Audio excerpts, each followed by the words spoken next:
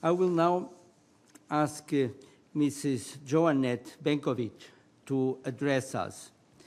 She's the founder and president of Women of Grace, which is an outreach to Catholic women that seeks to inform, instruct, and inspire women about what Pope John Paul II called the feminine genius, and help transform the world by affirming women in their dignity and mission.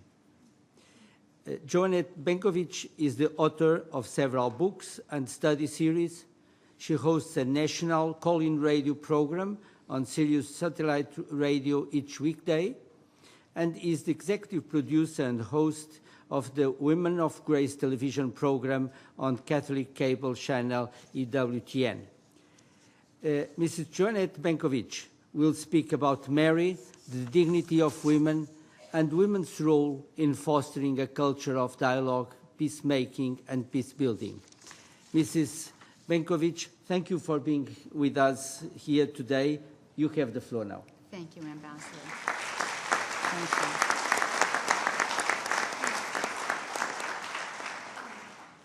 you. Ambassador Mendonça y Moura, Archbishop Auza, Your Excellencies, distinguished guests, and dear ladies and gentlemen, good morning. It is such a joy and privilege to be with you here at the United Nations, and I am most grateful for this kind and generous invitation. We are here to celebrate the centenary of Our Lady of Fatima, as we have discussed already, and so I'm going to move directly into my talk by starting and saying that it seems fitting that on this day we should be gathered here in this complex that houses an organization whose name itself seems tucked into the very heart of the message that the three shepherd children of Fatima said the Virgin Mary gave to them. The name United Nations holds out a great hope and a great promise, the possibility that people of diverse cultures, countries, ethnicities, religions, and worldviews can come together in a spirit of goodwill and solidarity to strive to bring peace and unity to the human family. When it was founded in 1945, the United Nations declared in the preamble of its charter that it sought to save succeeding generations from the scourge of war, reaffirm faith in fundamental human rights, establish conditions under which justice and respect for the obligations arising from treaties and other sources of international law could be maintained, and to promote social progress and better standards of life in larger freedom. As a Catholic, it seems to me that these same sentiments must surely have been in the heart of the Blessed Virgin Mary and in the heart of God in sending her when she appeared in Fatima a century ago. After predicting that World War I, still raging at that time, would soon end, and warning the children about the pervasive threats to be spawned by the Bolshevik Revolution that had just begun some 4 months earlier, and with a concern rising from the very heart of a mother who loves all of her children, she entrusted to the child shepherds a plan for peace, which we've just heard, that if followed would stave off the advance and aggression and bring stability to the world. As we well know, and can attest, however, in spite of the Virgin's message in 1917 and the mission statement in the UN's 1945 charter, the world continues to know war. Unrest still marks the globe. Menacing and terrible threats strive to hold it hostage. Inhumanity tears at the delicate fiber of human society, with oft-times barbaric abandon, battles, wars, skirmishes, border disputes, uprisings, insurrections, and every manner of unrest rock the globe with brutal consistency, battering, persecuting, torturing, and killing the people who populate it. I hope that our coming together in this historic place to commemorate this anniversary heralds a new moment, a moment in which God's plan and man's hope meet, conceiving and giving birth to a new action for peace that not only holds out the promise for it, but has the power to effect it, a plan that puts woman at the center of it, the one to whom the birthing of persons and peace efforts has been entrusted. On December 8, 1965, the Second Vatican Council of the Catholic Church closed. The council was comprised of the Pope and bishops from all around the world. At its closing, the council delivered a series of messages to various categories of persons, and one of them was to the women of the world. This message, named To Women, unites remarkable statements about women's special attributes and virtues with breathtaking pleas that emphasize the unique role she plays in making peace, building peace, and maintaining peace. Consider these remarkable words. The hour is coming, they stated, in fact has come, when woman acquires in the world an influence, an effect, and a power never hitherto achieved. That is why at this moment, they wrote, when the human race is undergoing so deep a transformation, women impregnated with the spirit of the gospel can do so much to aid humanity in not falling.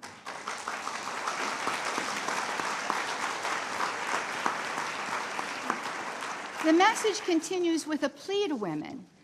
Our technology runs the risk of becoming inhuman. Reconcile men with life, and above all, we beseech you, watch carefully over the future of our race. Hold back the hand of man who, in a moment of folly, might attempt to destroy human civilization. And it closes with these stunning words.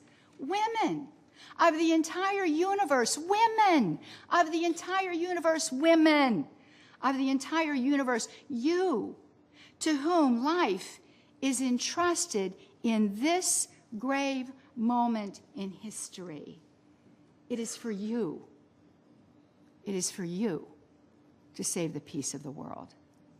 Now, you might ask, as I have, why would the Pope and the bishops of the world, I mean, these are men of education, background, and experience. They're theologians, philosophers, academicians, lettered men from panoply of cultures and social standings.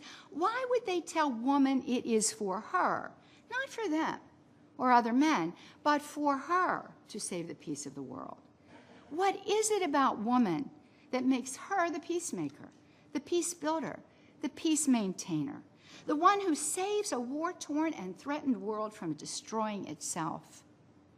What does she have that men do not? By what authority can she effect such an outcome? Let's begin by examining what authority means. Now, our contemporary understanding of authority is juridical in structure and all but synonymous with power. The person at the top has the authority, which means he or she has all the power, while the person at the bottom, where I'm guessing we've all been at some time, has none. But looking at the word authority from its etymological roots gives us a deeper, richer understanding that leads to a different view or perspective of authority, one that is perhaps closer to its real meaning. The word authority comes from the Latin word auctor, which means to be the author of something, to bring life to something. A person authors a book, for example. A composer authors a symphony. They bring it to life. Authority in this understanding, and according to its etymology, is always connected to the giving of life. I'm going to repeat that again. Authority in this understanding is always connected to the giving of life, and has to do with the exercise of responsibility for life. Authority, therefore, lies in the realm of the moral order. Now, to understand the dignity of woman, her role in promoting a culture of dialogue, mediation, peacemaking, and peace building, my topic, we must understand her authority from this perspective, by her power to be the author of peace, to birth it, if you will, into being. And here perhaps a bit of philosophy may come to our aid. Gertrude von Lefort, in her book, The Eternal Woman, written in 1934, interprets the significance of woman according to her symbolic aspect. Now, this gets a little tricky, so stay tuned. In philosophical terms, a sign or symbol points to the metaphysical reality of something. Metaphysics, as it is used in philosophy, has to do with the fundamental nature of reality and being. the essential nature of things. Signs and symbols, the sensible realities, make known to us invisible realities. Now, here is a very clear, I think, illustration. When the light turns red, what do, folks? We stop, right? Now, the light itself has no authority. It has no power to make us stop. If the red light had its own power and authority, it would jump down from the cable in front of our vehicle, exert its own energy, and forcibly stop our moving car. Now, that would really be a sight to see, wouldn't it? But the fact of the matter is, that's the stuff of cartoons, not reality. The red light is but a sign or symbol of an authority greater than it is, namely the police officer.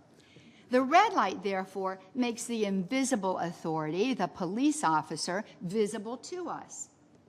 Now, von Lefort suggests that from the point of view of her symbol, woman has a special capacity to make the spiritual sphere seen. She calls this her metaphysical countenance. Woman takes the eyes upward to the mysteries of God and inward to the human soul, by which she aids the human person to see himself. Oh, I want to jump up. Birthing him into the fullness of who he is and his potentiality, and thus bringing human flourishing to the society of man. This is remarkable, ladies. This is stunning information. Now, Pope St. John Paul II calls this capacity the feminine genius, an authority and empowerment that comes to woman not in spite of her gender, but by virtue of it and exclusive to it. Only she has the potentiality to contain within herself another human person. Thus, the human person in its totality is entrusted to her. Now, perhaps some ancient texts give us important insights regarding this remarkable and unique reality of the feminine person. While most religions have something to say about how the world came into being and how man and woman entered into it, 3 of the major world religions have very similar accounts.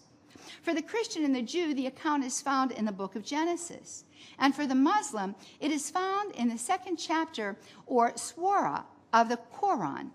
While some details differ, both Genesis and the 2nd surah tell us that Adam was formed from the matter of the earth, a solitary coming that eventually led him to a great loneliness. Pope John Paul II speaks about Adam's loneliness as the original solitude. And we can understand that, can't we? There is no one like him to whom he can relate. No person or thing reflects him to himself. The man is incomplete, unfulfilled, adrift in an existential dilemma, the primordial identity crisis. Truly, indeed, that was his case, the poor man. So we ask these questions, the same questions Adam was asking about himself. Who was he? Why was he? What ultimately was he to be about? Now, as the accounts go, Adam's creator sees that it is not good for him to be alone, and so determines to rescue him from his solitude by providing for him a helpmate. And I'm very tempted here to go into the Greek and the Hebrew understanding of helpmate, but I don't have time. So we're going to have to move forward, and you're going to have to trust me on that one. Now, what does he do? He cast a deep sleep upon the man, took a rib from his side, and closed up the place with flesh. And from the rib, God fashioned. Who did he fashion? A woman. Now, when Adam awakens, he beholds the one whom the Creator created. Upon seeing her, the Genesis account says, Adam cries out, "This at last is bone of my bones and flesh of my flesh.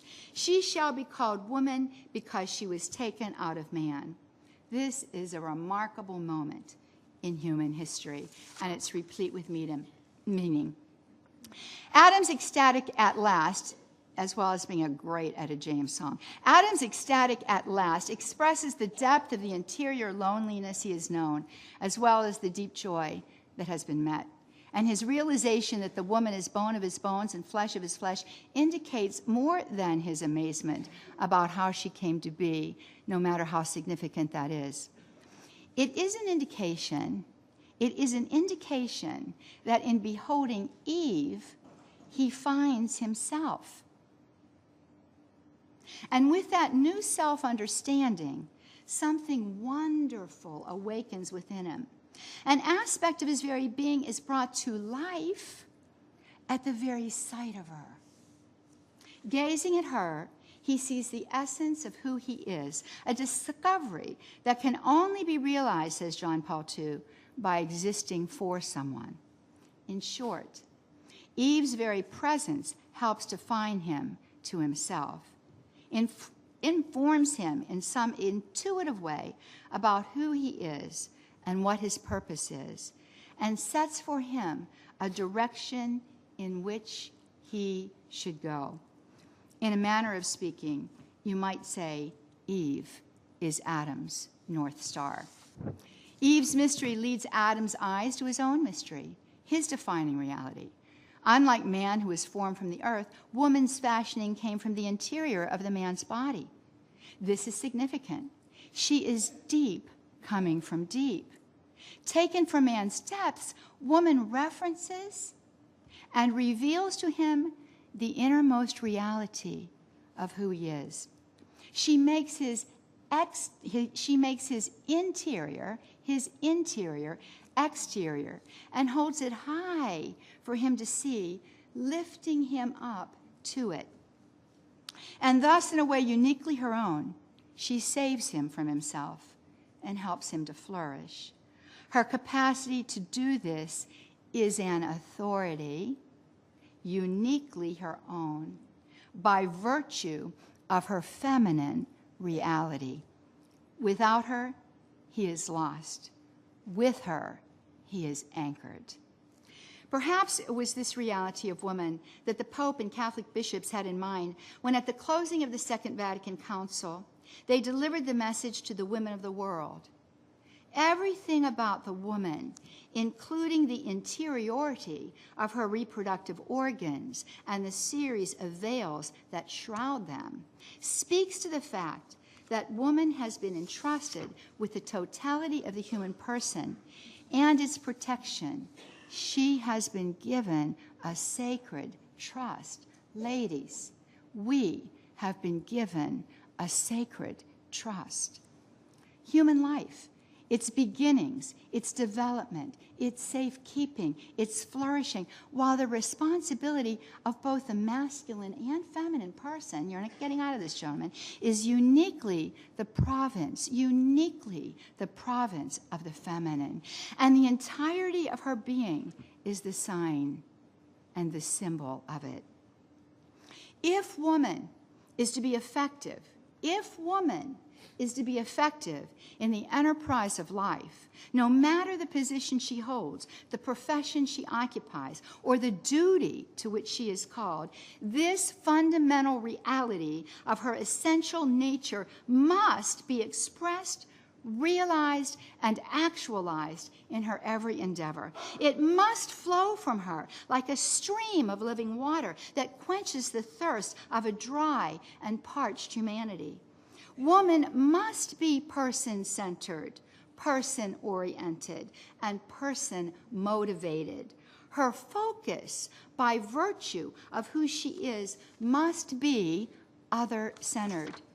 When woman abdicates the genius that is expressly her own, the world, the society of man, the human race is left wanting.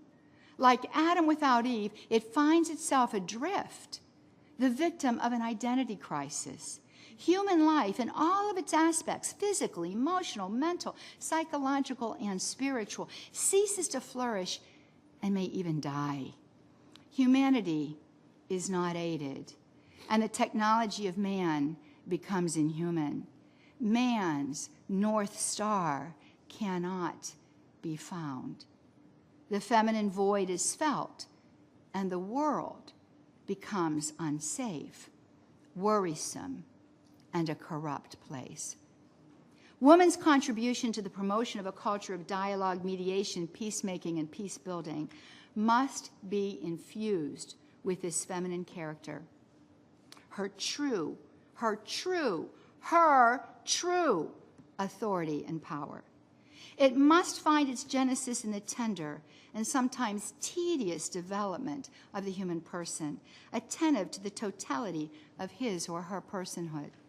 Perhaps more than ever, what we need are opportunities to bring the women of the world into a deeper knowledge of their feminine genius, so that the female mind can be renewed, restored, and calibrated to the deep and true understanding of who she is and what her glorious potential can be on behalf of mankind. And so to whom do women turn for guidance and direction? Who witnesses to them the way that they should go, so that balance and well-being might be realized in the world? I think we turn to the woman who is at the heart of our coming together today. Mary is the quintessential icon for all women, not just Christian women. Biological mother to Jesus Christ, she has become a spiritual mother for the world. The Marian apparitions in Fatima a century ago are one of 9 that have been gained the formal approval of the Catholic Church as worthy of belief. In every case, the visionaries say that Mary comes with a message of peace and tells them how it can be attained. Interestingly, in all of these approved apparitions, they say Mary presents herself in the ethnicity and speaks to them in their own language, thus showing how she is indeed one of them and their spiritual mother. Through these last 2,000 years, in every day and time, many women have lived as images of Mary, icons who capture some aspect of her maternal dimension. Some of them, I think, would be surprised to learn of this because their own culture or creed is not disposed to her much, or perhaps not at all.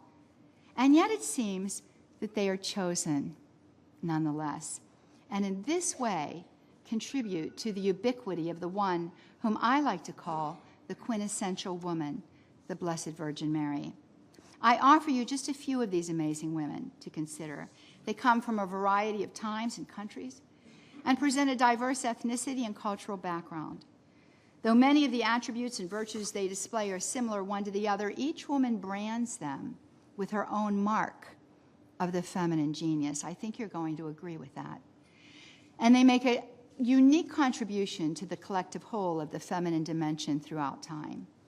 And each of them in their own way, like Mary at Fatima, witnesses to woman's unique capacity to be peacemaker, peace builder, and peacekeeper, stamping on their own day and time a type of Mary's own superlative spiritual maternity. Joan of Arc, military leader and strategist, who exemplifies courage unto death for the sake of peace. Susan B. Anthony, champion for human rights for all, without which peace can never flourish. Mother Teresa of Calcutta, a Nobel Peace Prize recipient whose love for those on the fringe of society, to use a UN expression, those left behind, inspired others to fight for the dignity of man.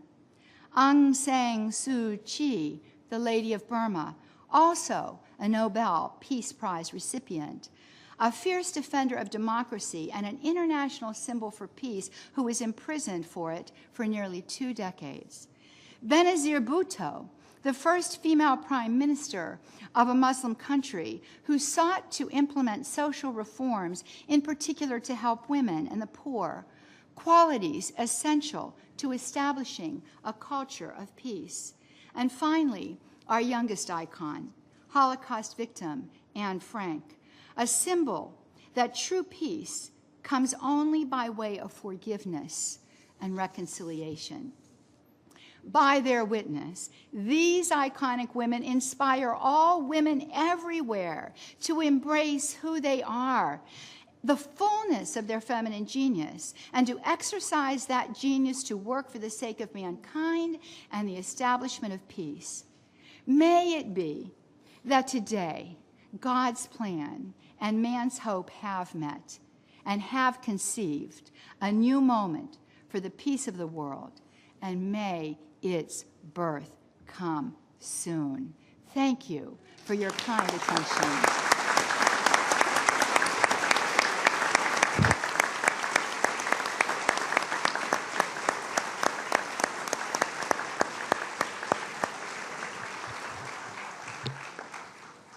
Mrs. Johnnette Benkovic, thank you very much for your inspiring words.